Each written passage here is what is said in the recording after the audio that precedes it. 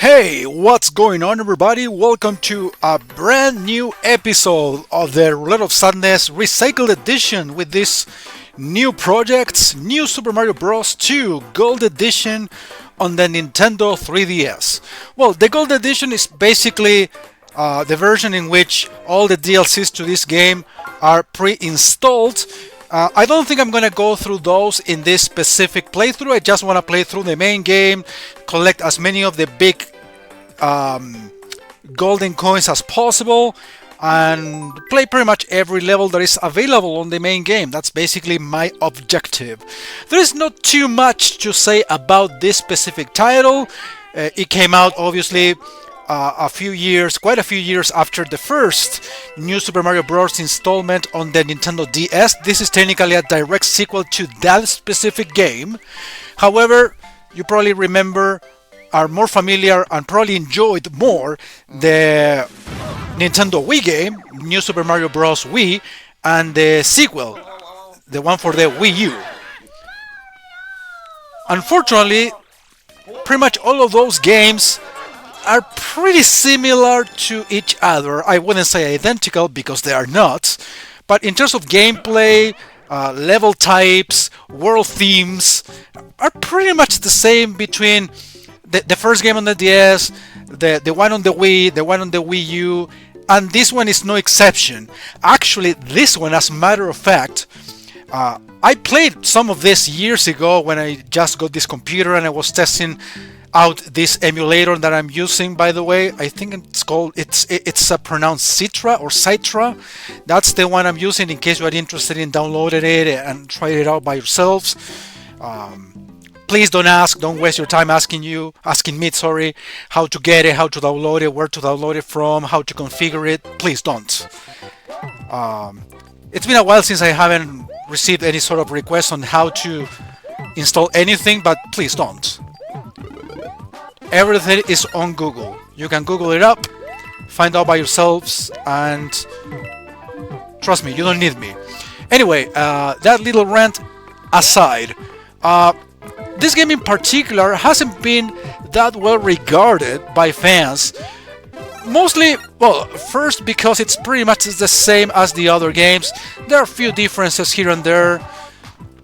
For example, they reincorporate the leaf power-up, the raccoon suit from Mario 3. It's in this game. It's basically the one flying power-up that is being featured in here. So basically a little bit of a nostalgia revival type of touch to engage the players eventually. But we have this, for example, this little sort of power-up, which in reality isn't a power-up. It's an additional feature in which you get additional coins. There are like special power-ups like golden rings that turn enemies into gold, and it's much easier to get coins from that. So in other words, this game encourages you to get a shit ton of coins. I don't know for what objective specifically, but yeah, by getting so many coins in this game, it is extremely easy to get a shit ton of lives. And that's the other major piece of criticism that I've read over the years about this game, is that it's too simple, too easy. I mean, despite the fact that there might be, challenging parts, especially later worlds to this game, it becomes extremely easy because it is like basically a joke to get a shit ton of lives in this game. Not that the other new Super Mario games are particularly difficult or super challenging because of the potential chance to lose a lot of lives.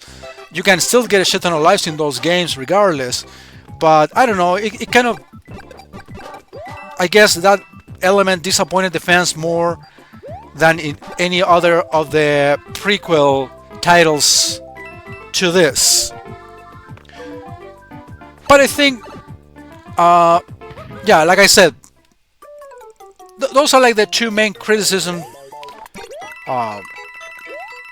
opinions that I hear about this game. How repetitive it is.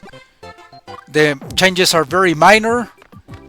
on the one hand, and on the other hand, it's not challenging at all. I mean, it's very easy for anybody to get literally hundreds of lives in this game.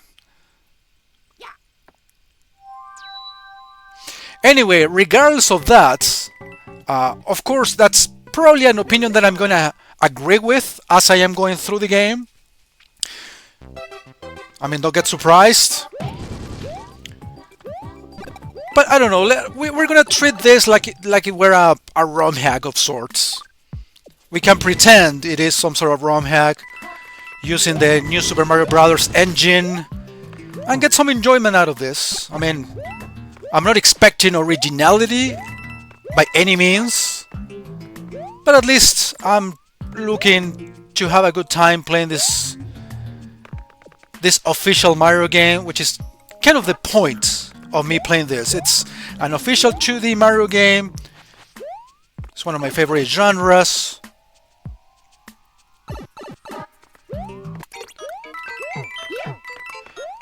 By the way, I'm using keyboard. I tried to actually set up a controller for this, but for some reason the emulator didn't take it well. I was having lots of issues with the D-pad / analog controls. It's like sometimes Mario stopped moving altogether, even though I was holding the whatever directional button. I'm gonna use this shell actually to destroy this, even though I got hurt in the process. Okay, it happened twice. I literally tried to jump over the shell twice, and I failed to avoid getting hit regardless. Anyway, okay, I have no fireball. You get the fireball inside this pipe and you get a lot of coins out of it. I guess I missed the chance. Oh, never mind. I can actually do that. I have the reserve power-up. Well, this works with the touch controls. In this case, I'm using the mouse to get it out. So basically, that's how it works. You shoot all of these fireballs and you get all of these coins and the giant mushroom that makes a reappearance in this particular title. However, basically the whole point of using this in this particular level is to get this remaining big coin. It doesn't have a damage or destruction meter that gets you as many lives like it happens in the first game. Not that you need it really. Like I said, like the most you do in this game is get lives. Okay, how do I destroy that? I'm honestly very curious.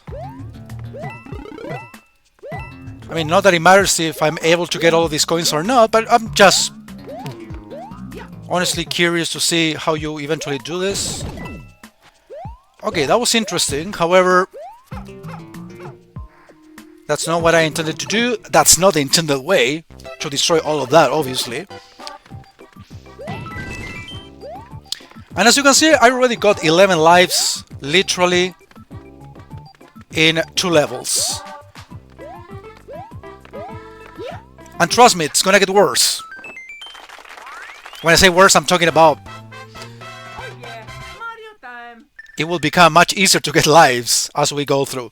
By the way, I'm just gonna warn you, I will do my best to collect all of these big golden coins in order to unlock the secret paths and play extra levels. From what I see, as you can see in the map, in the little screen that appears to your right, you can go directly from World 1 to one of the secret worlds, then move to World 3, then move again to either World 4 or another secret world. Those are unlockable worlds that you get by finding these warp cannons. I don't know if you get to see this yet, not yet. But as opposed to the Wii and Wii U games, in which I think it's sort of mandatory to get all of these golden coins in order to unlock the special worlds, in this particular game, I'm not sure if there are secret worlds at the end, but I know that there are secret paths that you unlock by buying, basically you destroying these signs with 5 of these coins, like it happens in the first DS game. there are a lot of similarities to the specific first title on the DS, even though, like I said, the Wii and Wii U games are not much different, but this, in some aspects, this feels like a direct sequel to the DS game, and that's one of the elements, as I mentioned, the whole unlocking secrets thing.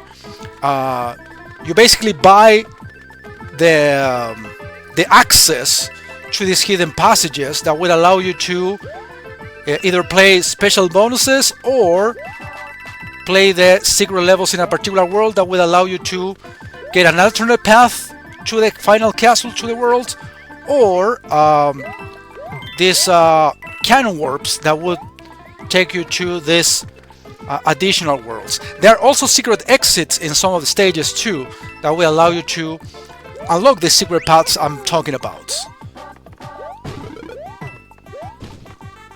So not every secret passage or secret area is possible to just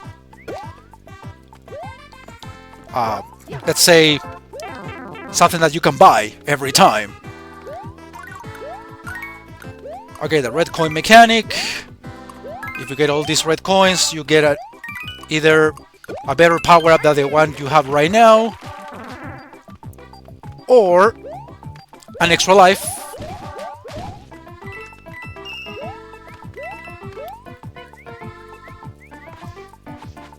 Okay, how do I get the second one? I'm pretty sure... No, that's not a pipe you can get into, I'm pretty sure. What did I miss here? Like I said, I'm gonna do my best.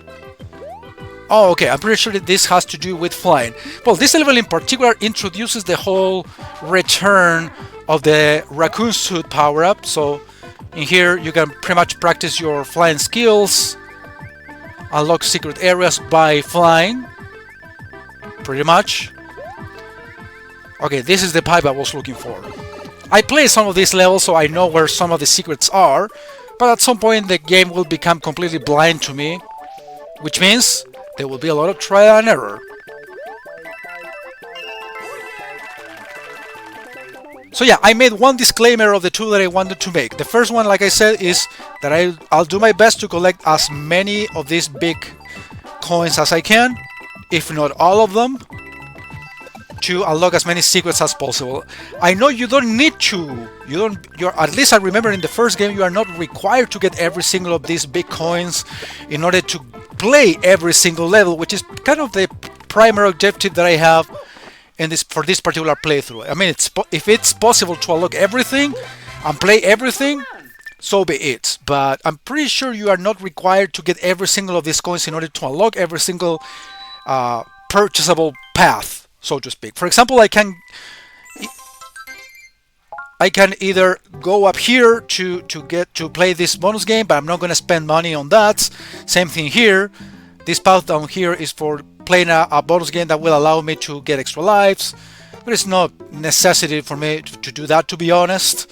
So yeah. Okay, I think I'm going to stop this here. The other disclaimer, like I said, is that I'm going to be making short videos, no more than 15 minutes, between 10 and 15 minutes, so I am able to play 2 to 3 levels max per video. I have honestly no need to be making super long videos, even though it's been possible to do that for years now on YouTube. I don't have the video time limit like we used to have 10 or 15 years ago, but I still want to keep this short and sweet and basically record many videos for you guys to be watching consistently over time. That's basically my objective here. So thank you very much for watching, and I'll see you in the next episode.